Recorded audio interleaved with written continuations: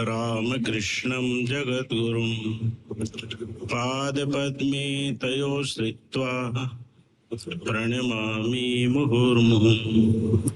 सर्वे भवन्तु सुखिनः, सर्वे सन्तु निरामय, सर्वे भद्राणि पश्यन्तु, मा कश्चित् दुःखभाग् भवेत्। परम पूज्यपाद श्रीमद स्वामी अव्यात्मानंद जी महाराज, पूज्यपाद श्रीमद स्वामी नित्य ज्ञानानंद जी महाराज, परम पूज्यपाद श्रीमद स्वामी विश्वात्मानंद जी महाराज, स्वामी सेवाव्रतानंद जी महाराज, योगस्थानंद जी महाराज तथा सभा में उपस्थित सभी भक्तगण, हम लोग जो प्रवचन सुनते हैं उसके दो लाभ होते हैं।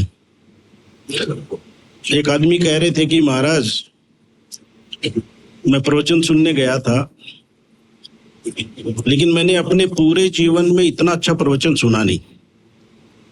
मैंने पूछा विशेषता क्या थी?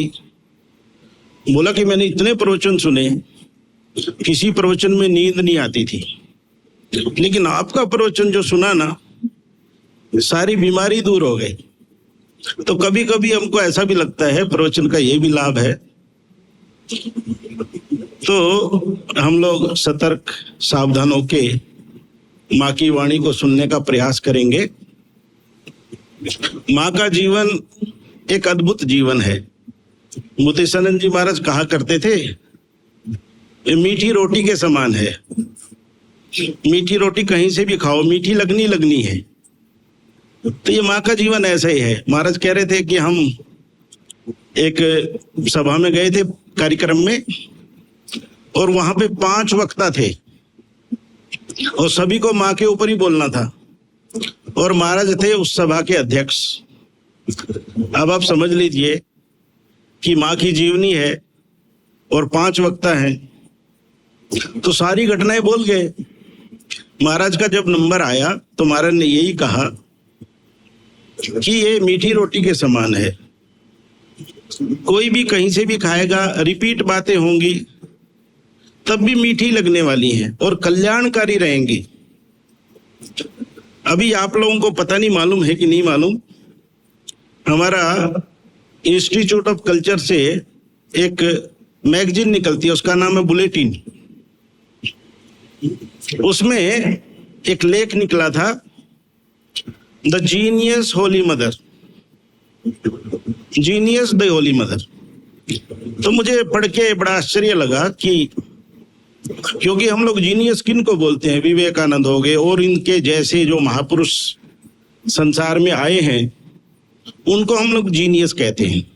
एक एक्स्ट्रा ऑर्डिनरी उनका ज्ञान, एक बुद्धि उस तरह की रहती है, वो लोग जीनियस रहते हैं। और ये स्वामी जी लेख लिख रहे हैं माँ शारदा के ऊपर और उनको जीनियस बताने का प्रयास कर रहे हैं।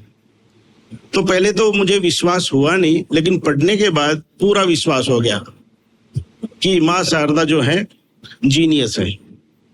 क्यों जीनियस है? क्योंकि जो जीनियस लोगों को शिक्षा दे, शिक्षित करें, वो तो जीनियस के भी जीनियस हो गए कि नहीं? क्योंकि एक जो जीनियस है जो उनको भी पढ़ाए तो उनसे भी ऊपर हो गए। और इसके लिए आप देखेंगे कि भगवान श्री रामकृष्ण देव गुलाब माँ को कहते हैं, वो गुलाब माँ के संबंध में कि ये शारदा है, ये सरस्वती है, ज्ञान देने के लिए आई है। इनका जो आगमन हुआ है जगत में, ज्ञान देने के लिए आई। ज्ञान देने का मतलब हुआ अज्ञान को हटाने के लिए। जो संसार में अज्ञान फैला हुआ है, जो जीव अपने को मरण धर्मा समझता है, उसको हटाने के लिए, संसार के जीवों का मंगल हो जिससे, इस प्रकार की शिक्षा, इस प्रकार का ज्ञान देने के लिए माँ का आगमन हुआ है। और कहते हैं ये शारदा है, सरस्वती है, ज्ञान देने के लिए आई है। और आगे बढ़ के एक बात और कहते हैं, ये मेरी शक्ति है। माने कहने का अर्थ ये हुआ कि मेरा जो संचालन होता है वो भी इन्हीं के द्वारा होता है। शक्तिमान का संचालन किससे होगा? शक्ति से होगा। शक्तिमान की शक्ति निकाल देने से खत्म। तो इसीलिए भगवान श्री रामकृष्ण देव कहते हैं कि ये मेरी शक्ति है। और इसके जो बहुरूप हमको दिखाई देते हैं कि सारे मठ मिशन का संचालन बोलो या जो भी प्रॉब्लम जीवन में, व्यक्तिगत जीवन में हो या सामूहिक जीवन में हो, मां शारदा के जीवन से उसका समाधान हमको मिलता है। विवेकानंद जब निर्णय लेते हैं कि हम शिकागो में जाएं, लोगों ने कहा कि शिकागो में धर्म सभा हो रही है, आपके लिए जाना उचित है। निर्णय नहीं कर पा रहे हैं। दक्षिण भारत में कहीं पे ठहरे हुए हैं, साथ में एक भक्त भी है। रात में देख रहे हैं भक्त की पास वाले कमरे में कुछ बहस हो रही है दो लोगों की। उन्होंने उठ के देखा और कान लगा के देखा दरवाजे में कि बातचीत हो रही है लेकिन भाषा समझ नहीं आ रही, क्योंकि भक्त तो तमिलनाडु के हैं। और जो बहस हो रही है, जो वाद विवाद हो रहा है, जो डिस्कशन हो रहा है, वो बंगला में हो रहा है। अगले दिन पूछा कि स्वामी जी रात को कोई आया था क्या? स्वामी जी टाल गए। देख रहे हैं अगले दिन फिर हो रहा है ऐसे।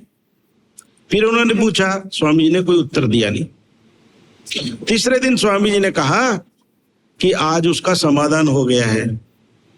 समाधान क्या हुआ कि भगवान श्री रामकृष्ण देव आके बोलते हैं कि तुम शिकागो जाओ और वहां पे भाषण करो हिंदू धर्म के ऊपर, हिंदू धर्म का पक्ष रखो वहां पे। स्वामी जी जाने के लिए तैयार नहीं है, लेकिन 3 दिन का जो उनका आपस में वार्तालाप हुआ, समझाइश हुई, स्वामी जी मान गए। लेकिन स्वामी जी को अभी भी पूर्ण विश्वास नहीं है कि मुझे जाना चाहिए कि नहीं जाना चाहिए। लेकिन ठाकुर ने क्या कहा था कि देख नरेन, वो जो शिकागो में हो रहा है वो तुम्हारे लिए हो रहा है सारा का सारा। भले लोग सोचें कि क्रिश्चियन धर्म की प्रतिष्ठा के लिए हो रहा है, ऐसी बात नहीं है। ये तुम्हारे लिए हो रहा है वहां सारा का सारा, और तुम ही नहीं जाओगे तो कैसे होगा? माने रंगमंच तैयार है, अभिनेता आने के लिए तैयार नहीं है, तो खेल बिगड़ जाएगा ना पूरा। तो इसलिए उनको जाना बहुत जरूरी है। फिर भी विवेकानंद को क्या होता है? संदेह होता है। इतना होने के बाद भी वो माँ को एक पत्र लिखते हैं कि माँ, मैं शिकागो धर्म सभा में भाग लेने जाऊं कि नहीं जाऊं। और माँ 3 दिन के बाद पत्र का उत्तर देती हैं कि जाओ। तो ये जो निर्णय नहीं ले पा रहे दुनिया के जीनियस आदमी हैं कि शिकागो धर्म सभा में जाएं कि नहीं जाएं, उनको निर्णय कौन करवाती है? मां शारदा। विवेकानंद तो विवेकानंद ठहरे सन्यासी हैं। बंगाल में जो है प्लेग फैल गया, लोग मरने लगे, बंगाल कलकत्ता सब छोड़ छोड़ के भाग रहे हैं। विवेकानंद ने कहा कि नहीं, हमको सेवा करनी चाहिए। सेवा में लग के पैसा थोड़ा बहुत था वो खत्म हो गया। अब विवेकानंद ने क्या निर्णय लिया कि पैसा नहीं है, कोई बात नहीं, हमने बेलूर मठ की जमीन खरीदी है अभी उसको बेच के सेवा कार्य करेंगे। और ये सही ऐसा लगता है कि सन्यासी का जो धर्म है उसके अनुकूल ही निर्णय है। हमारा तो घर द्वार नहीं है, पेड़ के नीचे रहेंगे, कोई दिक्कत नहीं है। स्वामी जी निर्णय ले लेते हैं और सबको मालूम है एक बार विवेकानंद निर्णय लेंगे वो पीछे हटने वाले नहीं है। इसका उपाय क्या है? अभी जमीन खरीदी है, उसमें मठ बनेगा और ये कह रहे हैं हम बेच के सेवा कार्य करेंगे। भागे भागे माँ के पास गए, माँ को बताया कि नरेन ने ऐसा सोच लिया है।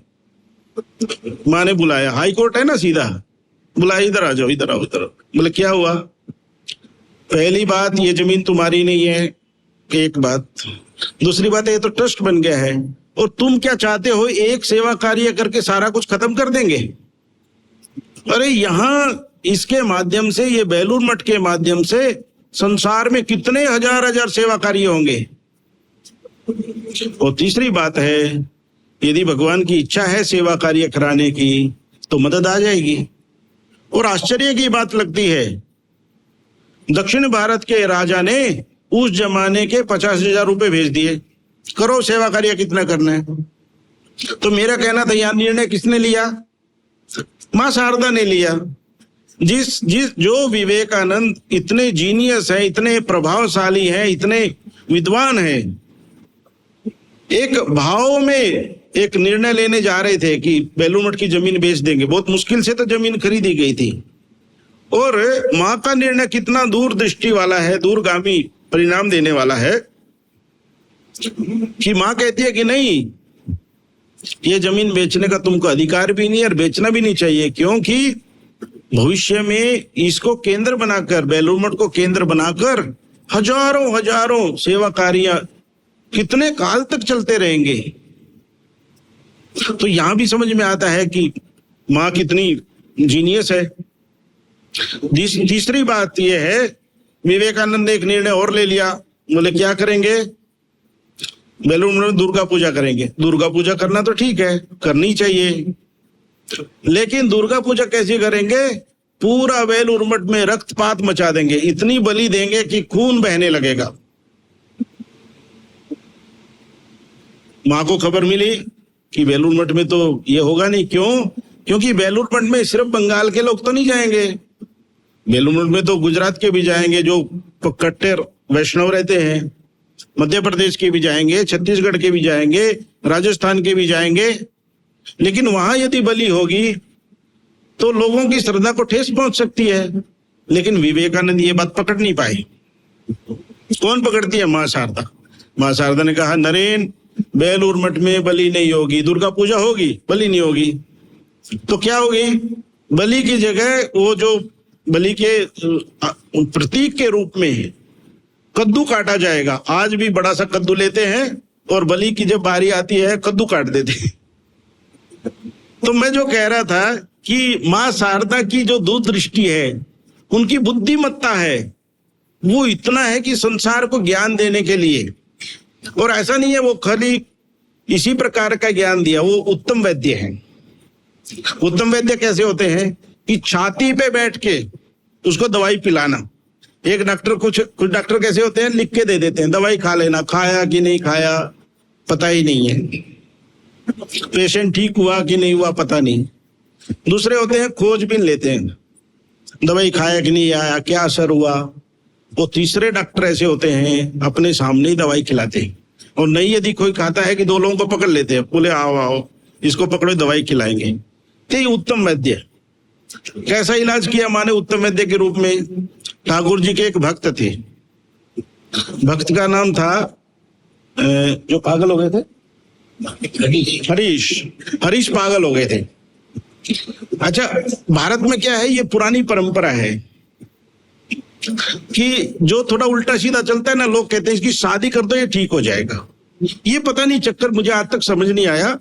अभी मैंने एक मैसेज पढ़ रहा था, बड़ा अद्भुत लगा। उसमें एक लड़के को किसी ने पूछा कि तुमको चाय बनानी आती है?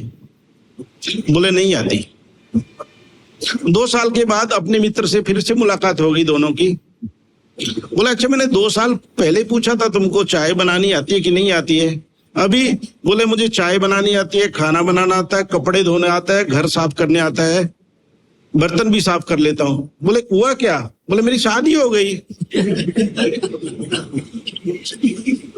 तो ये कहने का अर्थ क्या हुआ कि ये परंपरा पुरानी है कि शादी कर दो। तो ये हरीश की शादी हो गई। बड़ा अच्छा भक्त था, ठाकुर के पास जाता था, ठाकुर जी बहुत ये करते थे, हरीश। तो शादी होने के बाद क्या हुआ, बीवी बोली ये भगवान का नाम लेना, आश्रम जाना बंद। नेचुरली कई बार होता है, या तो बीवी बदल जाए और या उसका वर बदल जाए, दोनों में से एक को कंप्रोमाइज करना पड़ता है।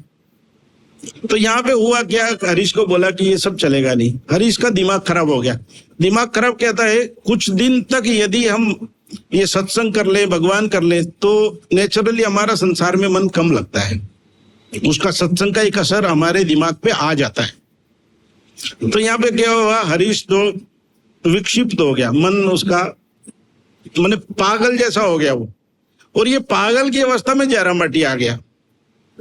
अब पागल तो पागल ठहरा, एक दिन पागलपन ज्यादा बढ़ गया, वो माँ के साथ ही बदतमीजी करने लगा। कैसा?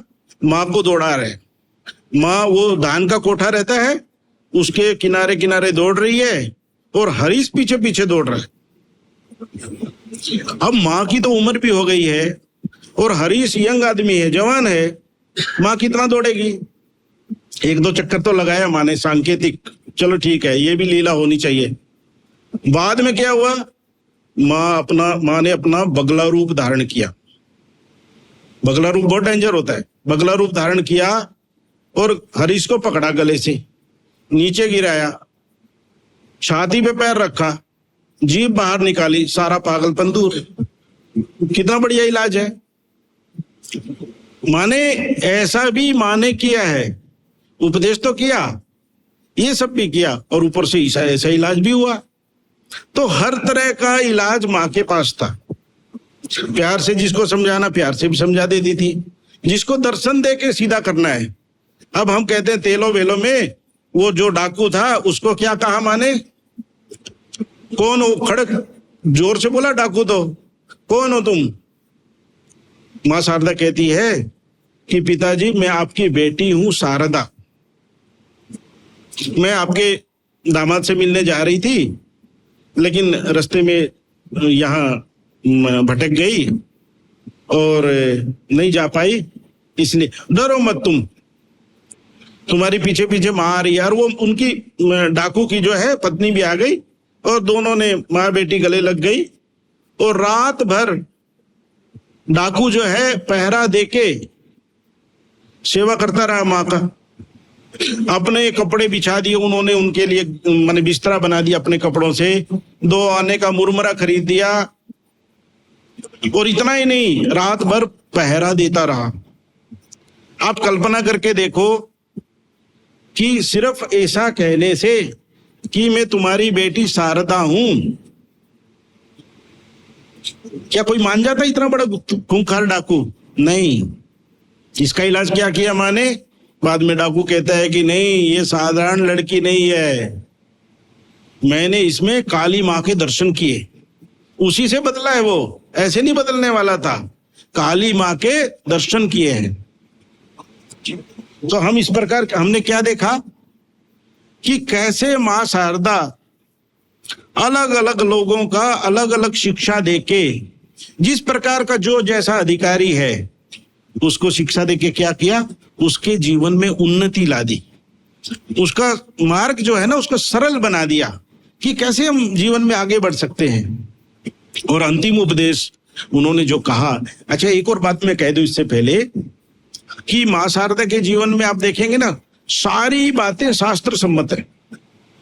किसी ने माँ को पूछा कि ये ईश्वर प्राप्ति का अर्थ है, समझ नहीं आ रहा है, क्या मतलब हुआ, ईश्वर प्राप्ति क्या होगा?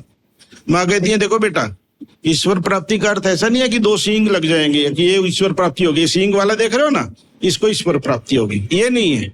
तो ईश्वर प्राप्ति का क्या अर्थ है कि उसके जीवन में कोई भी कामना नहीं रहेगी, इसलोक की और परलोक की, क्योंकि ये कामनाओं का संबंध ही है जो हमको बांध के रखता है। इसलिए माँ से बार बार पूछा गया। रूपानंद जी ने तो आप देखेंगे माँ की बातों में कई बार ये बात उठा रहे हैं, बार बार, कई दूसरा उत्तर दे देंगी, दूसरा उत्तर दे देंगी। माँ कभी दूसरा उत्तर नहीं देती, एकदम शास्त्र सम्मत बोलती है कि नहीं, जो भी व्यक्ति मुक्त होगा, मुक्त कब होगा? जब उसकी संपूर्ण कामनाएं खत्म होंगी। और चेतावनी दे देती है, यदि रसगुल्ला खाने की भी इच्छा रही तो 1 जन्म और होगा, ऐसा नहीं बच जाओगे। तो इसका मतलब क्या हुआ? सारी कामनाएं समूल नष्ट होने के बाद ही मुक्ति होगी, ये माँ का ये है। और आखिरी में माँ कहती है कि यदि हम अपने जीवन में शांति चाहते हैं, शांति का सब संबंध क्या है कि परदोष, दूसरों का दोष देखने से हमारे जीवन में अशांति। ऐसे तो अच्छा लगता है हमको दूसरों में, क्योंकि टाइम कटता है अच्छे से, ऐसे भगवान का नाम ले घड़ी देखते रहते हैं, लेकिन पर चर्चा करो पता ही नहीं चला कैसे 1-2 घंटा चले गए, आनंद मिलता है उसमें, लेकिन इससे हमारा नुकसान आता है, शांति जीवन में नहीं मिलती। इसलिए माँ ने कहा यदि शांति चाहते हो तो किसी का दोष मत देखो, और दोष यदि देखना भी हो ना, अपने अवगुण देखो और उनको दूर करने का प्रयास करो। माँ कहती है कि मैंने जीवन में कभी किसी का दोष नहीं देखा। तो उन्होंने अपने जीवन से करके दिखाया है कि ये संभव है, असंभव नहीं है, संभव है। कितने लोग किस तरह के लोग आते थे, लेकिन माँ कभी दोष नहीं देखती थी, बल्कि उनको क्या करती थी, प्रोत्साहन देती थी, आगे बढ़ो। ये दोष तो है, सब में दोष है, कौन दोष मुक्त हुआ है? लेकिन इन दोषों से हम धीरे धीरे ऊपर उठ सकते हैं। तो आप लोगों ने मेरी बातें सुनी, इसके लिए मैं आपका आभारी हूँ, धन्यवाद देता हूँ। और ओम शांति शांति शांति। हरि ओम तत्सत। श्री राम कृष्णार्पणमस्तु।